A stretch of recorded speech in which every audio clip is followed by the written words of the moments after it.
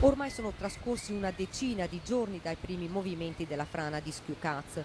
La pioggia delle ultime ore ha peggiorato la situazione. La provinciale 5 Dir è stata completamente sommersa da fango e grossi massi. I tiranti, ci dicono però gli esperti, stanno tenendo.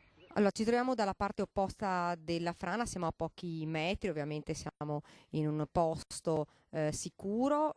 Questo è il muro di contenimento e questi sono i tiranti che rafforzano il muro stesso e che garantiscono per il momento che la frana non arrivi fino al borgo. Ci spostiamo di qualche metro dalla parte opposta. Lo vedete, siamo dalla parte opposta della frana. Qui si possono vedere meglio le rocce e il fango che sono caduti, che sono proprio a ridosso del guardrail. Ci sono lì, consigliere, ci sono 3 tavole, come mai? Ma 3 tavole sono le sentinelle, abbiamo avuto modo di metterle in modo così istantaneo anche per verificare il spostamento della parte franosa.